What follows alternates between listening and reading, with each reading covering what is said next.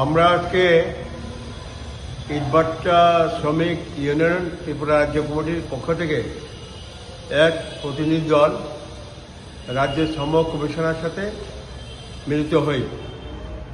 আমরা একটা মেমোরান্ডাম তুলে দিই ওনার হাতে। আমাদের উদ্দেশ্য হচ্ছে, রাজ্যবাসী জানেন যে আমাদের রাজ্যে কমলপুর মহকুমার হালাল এলাকায় এবিসি ইটভাটায় একটা মারাত্মক ধরনের মর্মান্তিক হৃদয় বিদারক ঘটনা সংঘটিত হয়েছে। ভাট্টায় আগুন দেওয়ার সময়কালে এই দুর্ঘটনা ঘটে। ভাট্টার যে চিমনি, জিগজাগ চিমনি বানানো হয়, তা ভেঙে পড়ে। এতে এখন অবধি 5 জন শ্রমিক মারা যায়। 4 জন এলাকারই শ্রমিক, আর একজন হচ্ছে উত্তরপ্রদেশের শ্রমিক, মাইগ্রেন্ট শ্রমিক। 2 জন জীবিত এখন চিকিৎসাধীন। এরা 2জনই মাইগ্রেন্ট শ্রমিক, ইউপি এবং ঝাড়খণ্ডের। একজন কমলপুর মহকুমায় হাসপাতালে চিকিৎসাধীন মাইগ্রেন্ট শ্রমিক। তাদের অবস্থা ভালো না। আমরা ইটভাটা শ্রমিক রাজ্য কমিটি থেকে যে কথাটা বলছিলাম, সিআইটু নেতৃত্ব আমরা গেছি কালকে, সিআইটু নেতৃত্ব সহ আমাদের সাধারণ সম্পাদক শঙ্কর প্রসাদ দত্ত উনিও গেছেন। আমরা যাই, আমরা যা দেখেছি সেখানে, তাতে আমরা একটা বলেছি আজকে কমিশনার মহোদয়ের কাছে যে আগের যে পুরান ভাট্টা ছিল, এই ভাট্টার মধ্যে যে চিমনি ছিল আগে, তা 15-16 বছর আগের থেকে চিমনি করা ছিল। এই বছরে জিগজ্যাগ করতে গিয়ে এই চিমনির মধ্যে দেখা যায় যে 120 ফুট চিমনির 60 ফুট চিমনি উপর থেকে ভেঙে বাকি যে নিচে 60 ফুট চিমনি রয়েছে, তার উপরে আবার নতুন করে জিগজ্যাগ চিমনি করা হয়। এতে দাঁড়িয়ে একটা বিরাট ধরনের কর্তব্যের গাফিলতি এবং এটা অবৈজ্ঞানিকভাবেই করা হয়েছে।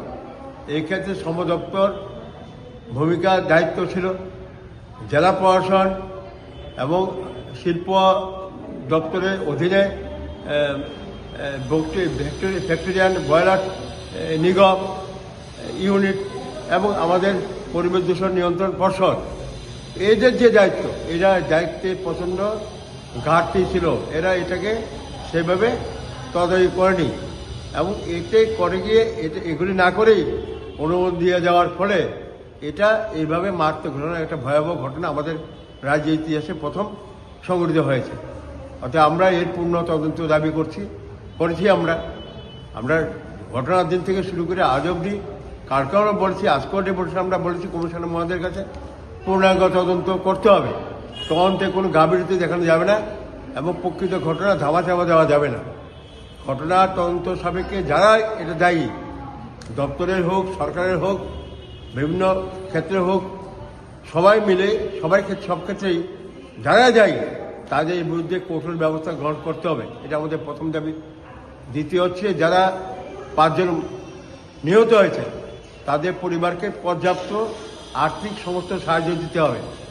যারা আহত তাদেরকে সাহায্য দিতে হবে, তাদের চিকিৎসার সমস্ত দায়িত্ব এবং পরিবারকে রক্ষার দায়িত্ব নিতে হবে। তৃতীয়ত আমরা বলছি, যারা মাইগ্রেন্ট শ্রমিক এবং লোকাল শ্রমিক যারা এই ভাট্টার সাথে যুক্ত আছে, প্রায় 200-র মতো আমরা যা সেখানে শুনে এসেছি, তাদের আমরা বলেছি তাদের সমস্ত খাওয়ার ব্যবস্থা করতে হবে, ভরণ পোষণের দায়িত্ব নিতে হবে, তার রক্ষণাবেক্ষণ দায়িত্ব নিতে হবে, চিকিৎসার সমস্ত ব্যবস্থা করতে হবে, যা যা করণীয় এগুলি সব করতে হবে। এর জন্য সরকার, শ্রম দপ্তর এবং জেলা প্রশাসন, পরিবেশ দূষণ পর্ষদ এবং তার সাথে মালিক কর্তৃপক্ষ মিলেই এগুলি করতে হবে। এই দায়িত্ব তাদের নিতে হবে, এদের রক্ষা করা এবং তাদেরকে পরিচর্যা করার দায়িত্ব নিতে হবে।